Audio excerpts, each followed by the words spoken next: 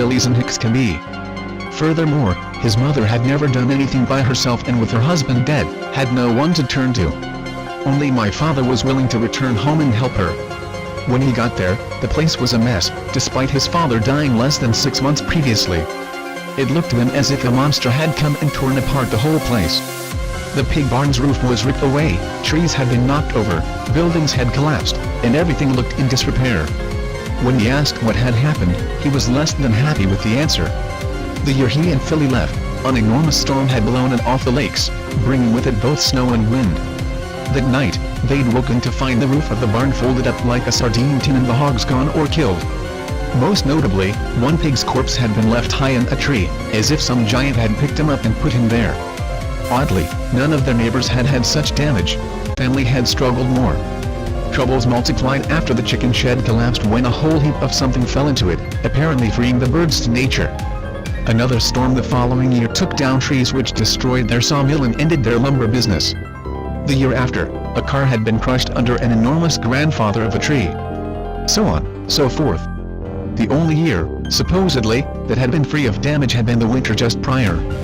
His father had been feeding a few replacement hogs and fell over and died on the way home. Obviously, the news shook my father up. He couldn't tell his mother the white man did it, nor did he believe the white man had entirely. But some part of him just couldn't help but feel there was a connection, that a debt had gone unpaid and the collector had been unable to find him. Hastily, he helped his mother move and sell what few items of value remained. Before the winter returned, he made sure to be well back into Texas, where they had a short, warm winter free of snow, during which time he met my mother. Perhaps ironically, a year later they got married in January. Furthermore, her birthday was in December. My father always liked having happier things in the winter time though, so it didn't bother him in the least. Although there were more stories prior to this, they were mostly small ones or more detailed accounts of how animals were stolen.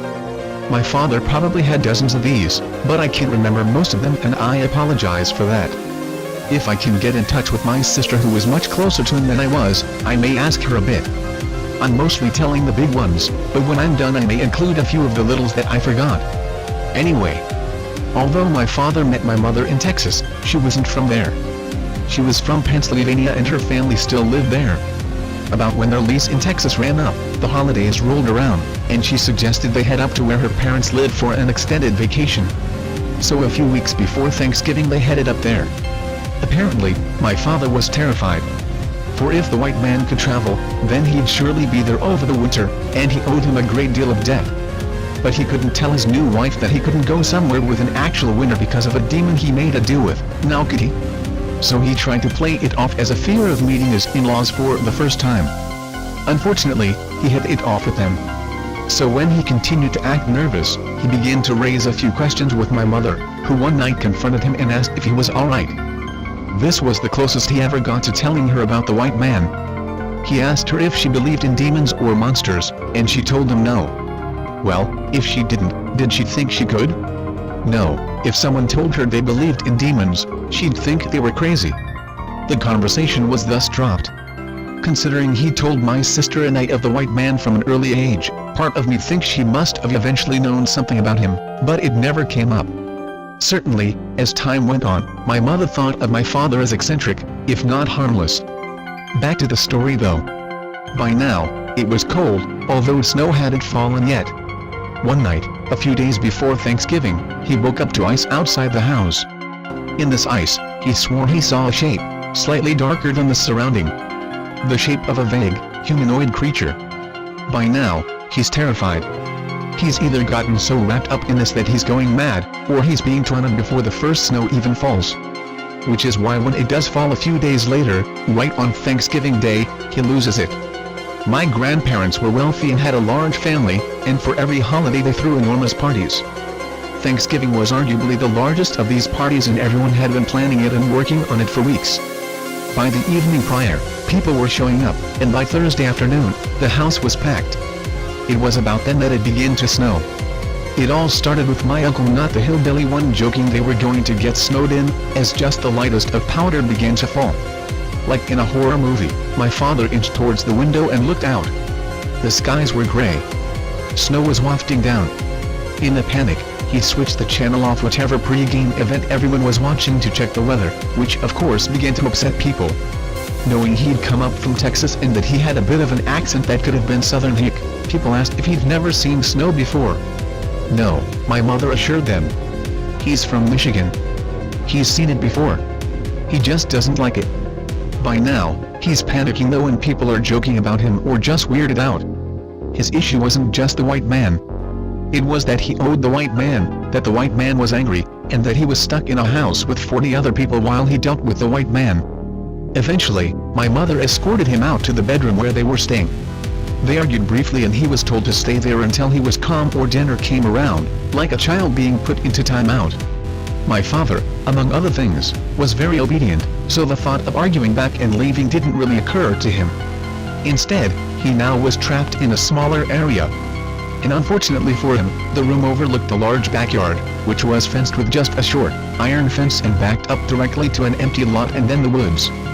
As the snow accumulated and it grew darker, he grew more and more anxious. His time was divided between watching the yard and woods like a hawk, and trying to ignore said yard and woods. Finally, at about 7 p.m., he was taken downstairs to eat. But being locked up there had the opposite effect. He was now more nervous and anxious than ever and it showed. I could go into detail on the dinner, but really it's not relevant to the story. The long story short, it didn't go well and eventually he was sent back upstairs well before anyone else was done. By now, it was dark. Part of him expected the white man to pop up as soon as it was dark, but like a girl getting ready for a date, the white man made him wait. Hours ticked by, and he sat waiting in front of the window, with just the sounds of the party downstairs keeping him company. Slowly, he began to calm down a little.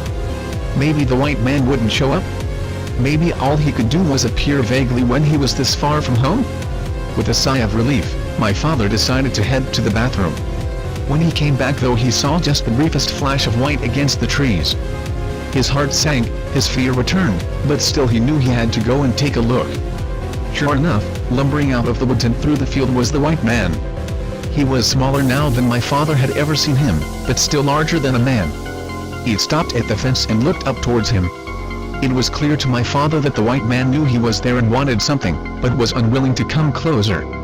For a long moment, he stared at the creature. It was clear it was willing to wait until he came out, and something he said compelled him to just go and meet it and be over with it. It took him a while, but eventually he got his wits about him and decided to do just that. He would not follow it. He would scream if it touched him. Drop him and run, or they'd come out and save him. People didn't vanish like that, and no one had ever written about a snow monster actually killing someone in their yard, so with that logic, he dressed and headed downstairs. By now, many of the partygoers were intoxicated or had headed to bed left, and apparently his escape to the backyard went unnoticed. You would think, with his logic being that they would save him if something went wrong, that he would have stayed inside, seeing as they were all too wasted to notice him leave, but still he went on. At this point, 6 inches had fallen and snow was still falling heavily. It was a bad storm, especially for this time of year, and it seemed to be feeding the creature before him, who had now grown a bit and was closer to his original size. Without words, it once more spoke to him. It told him that he had left and not been paying his debts.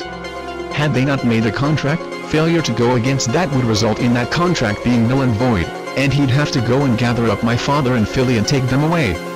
Perhaps feeling cocky for once in his life, my father pointed out he could simply move to a warmer climate, perhaps Hawaii or Brazil, but the white man countered that. Philly would not move there. His other family members and friends would also not move.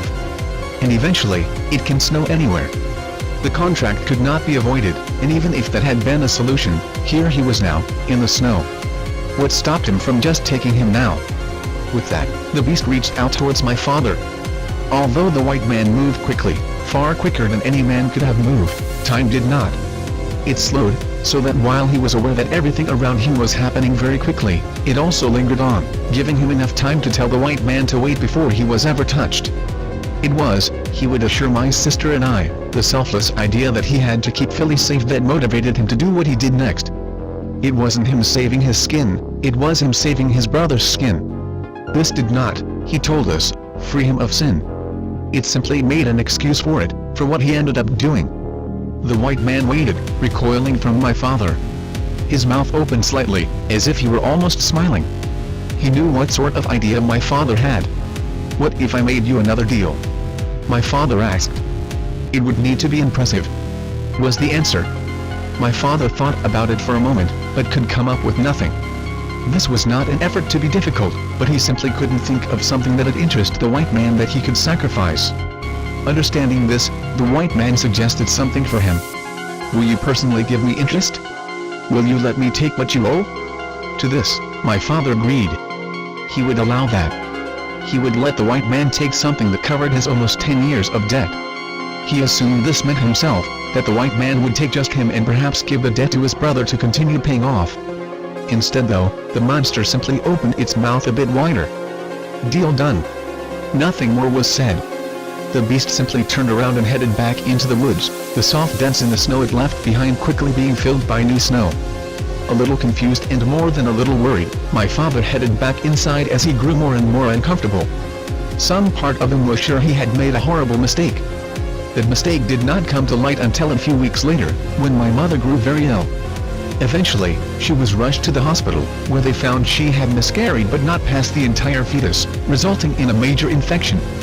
She nearly died and was believed to be infertile until she had me a few years later. My father, of course, always blamed himself for it, although he never told her. He simply apologized over and over for it. He was convinced though that all of it had been due to his contract with the white man and that the loss of his unborn child was the payment he owed. The incident, ironically, convinced my mother to stay close to her parents. In case some other medical issue happened, she wanted to be near them and the doctor she grew up with. My father reluctantly agreed. "I may as well have moved back home or to Alaska," was his opinion on it.